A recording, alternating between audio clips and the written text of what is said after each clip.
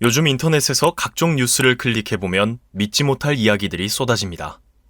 고속버스에서 앞좌석 승객이 의자 등받이를 과하게 젖혀 뒷좌석 승객과 고성을 지르며 싸우는 경우가 있는가 하면 비행기에서 자리를 바꿔달라고 했다가 비난을 받은 경우도 있습니다. 무엇이 옳고 그른 건지, 누가 맞고 틀린 건지 감이 오지 않습니다. 이런 세상에서 우리는 어떻게 살아야 할까요? 1. 돈을 냈으면 내 마음대로 해도 될까? 최근 고속버스에서 좌석 등받이를 내리는 문제가 큰 싸움으로 번져 인터넷을 뜨겁게 달궜습니다. 이봐요! 등받이 당장 올려요! 내가 왜요? 당장 안 올려! 어르신이면 다예요? 이 뉴스를 본 대부분의 사람들은 끝까지 등받이를 올리지 않았던 승객 B를 향해 분노했습니다. 뒤에 사람은 어쩌라고. 그러나 공격적인 어조로 이야기한 승객 A나 버스의 등받이 구조 자체를 문제 삼은 사람들도 있었습니다. 정중하게 부탁해야지.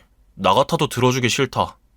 이럴 거면 왜 의자 젖히게 만들어 놓는 거냐? 요금을 내고 고속버스 좌석을 구매했고 정해진 최대 한도 내에서 등받이를 젖혔으므로 개인주의 견해에 따르면 승객 B는 잘못이 없습니다. 하지만 공리주의자 밀에 따르면 이야기가 달라집니다. 밀은 원하는 대로 하되 남에게 피해를 끼쳐서는 안 된다고 했습니다. 뭐든지 원하는 대로 하라. 다만 남에게 피해를 주지 않는 한에서 그렇게 하라. 승객 B는 과도하게 등받이를 젖혀 승객 A에게 실질적인 피해를 주었습니다. 따라서 B의 행동은 비윤리적이라고 할 수 있습니다. 이 사건에서 가장 안타까운 건 소통의 부재입니다. 독일의 철학자 하버마스는 소통이 단절되고 자기 목소리만 내는 사회는 정글과 같다고도 했습니다. 만약 소통을 통해 합의를 얻어냈다면 원만하게 문제를 해결할 수 있었을 것입니다.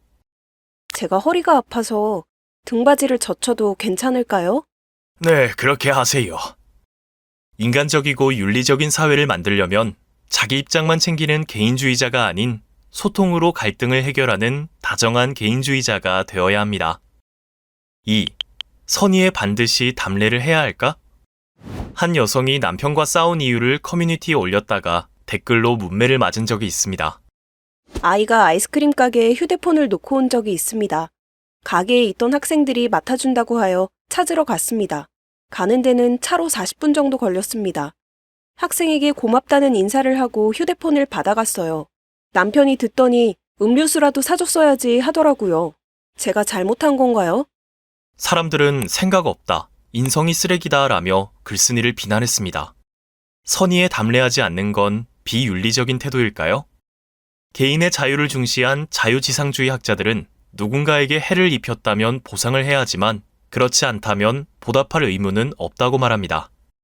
보상은 의무지만 보호는 의무가 아니다. 선행에는 보답을 해도 그만, 안 해도 그만이라는 것입니다. 따라서 글쓴이가 감사 인사만 하고 간 것은 비난받을 이유가 없습니다. 하지만 이런 태도로는 다정한 개인주의자가 되기 힘듭니다. 여럿이 더불어가며 살아가고 싶다면 도덕 철학자 로스의 주장을 따라야 합니다. 로스는 조건부 의무를 주장했습니다. 반드시 지켜야 할 의무는 아니지만 그에 준하는 의무가 6가지 있다고 했습니다. 그중 하나가 보온의 의무입니다. 로스는 타인이 나에게 선의를 베풀었을 때는 반드시 보답해야 한다고 했습니다. 글쓴이의 입장에서는 선의에 담례하는 일이 직접적인 이득이 되지는 않습니다. 그러나 학생들이 계속 선행하게 만드는 동기가 됩니다. 도움을 받은 사람들은 감명을 받고 또 다른 선행을 베풀게 됩니다. 나비 효과가 되어 사회 전체적으로 선행이 늘어난다면 간접적으로 글쓴이에게도 이득이 될 것입니다. 본인의 마음만 챙기면 더불어 살 수 없습니다. 다정한 개인주의자가 되려면 여유를 갖고 다른 사람의 입장도 헤아릴 줄 알아야 합니다. 3. 불편을 감수하며 부탁을 들어주어야 할까? 미국에서 큰 화제가 된 영상이 있습니다. 비행기 안, 한 엄마가 창가에 앉은 남자에게 잠시 자리를 바꿔줄 수 있냐고 부탁을 합니다. 죄송한데 잠시만 자리를 바꿔주시면 안 될까요? 딸이 착륙할 때 창밖을 보는 걸 좋아하거든요. 그러자 남자는 이렇게 말합니다. 착륙 뷰를 보여주는 것보다는 세상이 내 마음대로 되는 건 아니라는 교훈을 따님께 드리는 게 좋을 것 같습니다. 영상을 본 사람들은 2가지 반응을 보였습니다. 권리인 듯 양보를 요구하는 건 뭐냐와 그 정도도 양보 못 해주냐라는 주장이 대립했습니다. 요즘 우리나라 사람들은 양보할 필요가 없다고 생각하는 경향이 있습니다. 호의가 계속되면 권리인 줄 안다고 생각하기 때문입니다. 음식을 시키면서 말도 안 되는 요구를 하거나 서비스 안 주면 별점 테러한다며 협박하는 경우도 있습니다.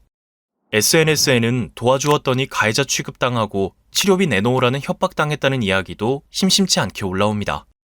그렇다면 선의를 베풀지 않는 것이 최선일까요? 선의를 멈추라는 조언은 정답이 아닙니다. 이 세상은 어느 정도의 선의와 양보가 없다면 제대로 돌아가지 않습니다. 철학자 칸트는 도덕 원칙을 지킬 수 있으려면 모두가 선한 의지를 발휘해야 한다고 했습니다. 왜 살인은 죄인가?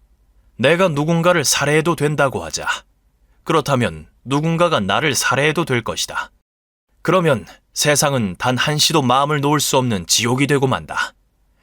우리가 살인을 하지 말아야 할 까닭은 나 자신을 포함한 모두에게 유해하기 때문이다.